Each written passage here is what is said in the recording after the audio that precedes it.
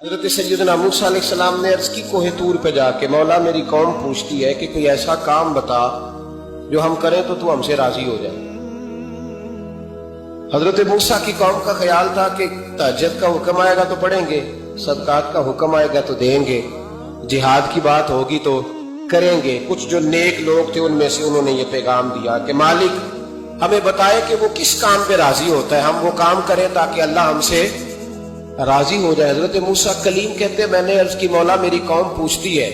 کہ کون سا ایسا کام کرے کہ تو راضی ہو جائے، تو رب کریم نے ارشاد فرمایا موسیٰ کہتے میرا خیال تھا کوئی لسٹ ملے گی، لیکن مالک نے ایک جملہ کہا، ایک جملہ، اور تفسیروں کے دریا بہا دیے۔ عرش کے مالک نے فرمایا موسیٰ ان سے کہو جا کے کہ وہ مجھ سے راضی ہو جائے، میں ان سے راضی ہو جاؤں گا، مجھ سے راضی ہو جائے۔ بندے اللہ سے راضی ہی نہیں راضی ہوتے۔ امام غزالی سے کسی نے پوچھا تھا، امام غزالی سے، کہ حضور اللہ کا بندے سے راضی ہونا کمال ہے یا بندے کا اللہ سے راضی ہونا کمال ہے؟ تو امام غزالی مسکرائے، فرمانے لگے رب تو بڑا ہی مہربان ہے، وہ تو بڑی جلدی راضی ہو جاتا ہے۔ وہ تو مسجد میں آ کے توبہ کرے تو اللہ راضی،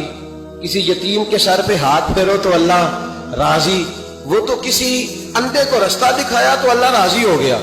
وہ تو طوائف نے کتے کو پانی پلایا تو اللہ۔ امام صاحب فرمانے لگے یہ بندہ ہے جو اللہ سے راضی نہیں ہوتا، جس کے پاس اولاد نہیں وہ کہتا ہے چلو ایک بیٹی مل جائے تو میں راضی ہوں، بیٹی مل گئی تو کہتا اب ایک بیٹا بھی ملے تو پھر راضی ہوں، پھر کہتا ہے یہ دونوں اچھی تعلیم حاصل کر لے تو پھر میں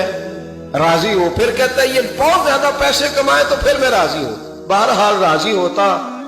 لیکن جو راضی ہو جاتا ہے نا، اللہ جو اللہ سے راضی سکھی بڑا رہتا ہے، سکون میں بڑا رہتا ہے، مطمئن بڑا رہتا ہے، جو سمجھ لیتا ہے نا کہ جو میرے رب نے بہتر سمجھا وہ میرے اللہ نے مجھے۔ میں کبھی کبھی سوچتا ہوں کہ یار حضرت بلال حبشی نے کوئی عہدہ نہیں مانگا ساری زندگی، انہوں نے نہیں کہا مجھے بھی ایک صوبے کا گورنر بناؤ میری بھی خدمات ہے، مجھے بھی وزیر خزانہ بناؤ میرا بھی کچھ بنتا ہے۔ ایک دفعہ نہیں کہا سیدنا بلال حبشی رضی اللہ تعالیٰ عنہ کہ میری بھی کوئی ڈیوٹی ایسی ہونی چاہیے کہ مجھے چلو سپہ سالار ہی بنا دیا جائے۔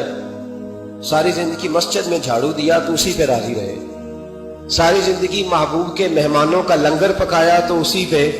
راضی رہے، ساری زندگی میرے محبوب علیہ السلام کے بچوں کی نوکری کی تو اسی پہ راضی رہے، راضی بالرضا رہے۔ حدیث پاک سنیے، نبی پاک علیہ السلام نے ایک دن صحابہ سے پوچھا کہ تم کیا سمجھتے ہو اپنے دل کو، جب پوچھتے ہو دل پہ توجہ کرتے ہو تو کیا جانتے ہو؟ تو صحابہ کرنے لگے یا رسول اللہ جب ہم اپنے دل پہ توجہ کرتے ہیں تو ہم سمجھتے ہیں کہ اللہ نے ہمیں ایمان عطا فرمایا ہے۔ تو حضور نے فرمایا تمہارے ایمان کی دلیل کیا ہے؟ ایمان کی کوئی دلیل بھی تو ہوتی ہے، ہمارے زمانے میں تو کوئی دلیل نہیں، نماز نہیں پڑھتا پھر بھی میں مسلمان ہوں، روزہ نہیں رکھتا پھر بھی مسلمان، جھوٹ صبح سے شام تک، کہتا خبردار کسی نے مجھے ذرا بھی بات کی سب سے بڑا مسلمان میں ہی ہوں، بددیانتی دھوکہ فریب فرار، لیکن خبردار کسی نے کوئی بات کی سب سے بڑا مفتی میں ہی ہوں۔ جرم سارے پائے جاتے ہیں، دلیل کیا ہے بھائی؟ اگر دیکھیں نا اگر درخت ہے تو دلیل یہ ہے کہ پھل بھی ہے شاخیں بھی ہیں، لیکن تو صاحب ایمان ہے تو دلیل کیا ہے؟ تو نبی پاک صلی اللہ علیہ وسلم نے صحابہ سے پوچھا کہ تم ایماندار ہو تو دلیل دو۔ تو بڑے خوبصورت تھے میرے محبوب کے تیار کردہ لوگ، عرض کرنے لگے یا رسول اللہ ایمان کی دلیل یہ ہے کہ اگر اللہ ہمیں نعمت دیتا ہے تو ہم شکر ادا کرتے ہیں، اگر کبھی مصیبت آتی ہے تو ہم صبر کرتے ہیں، اور یا رسول اللہ ہم اپنے رب کے ہر فیصلے پر راضی ہوتے ہیں، ہم اپنے اللہ کے ہر فیصلے پر۔ اب حضور نے رزلٹ کا اعلان کیا تو میرے محبوب فرمانے لگے پھر سنو میں گواہی دیتا ہوں واقعی اللہ نے تمہیں دولت ایمان عطا فرمائی ہے، پھر واقعی اللہ نے تمہیں دولت ہے۔ اگر تم اپنے رب پر راضی ہو، اگر تم راضی ہو اس کام پر جس پہ اللہ نے تمہیں رکھا ہوا ہے، اگر تمہیں کسی کو دیکھ کر تکلیف نہیں ہوتی،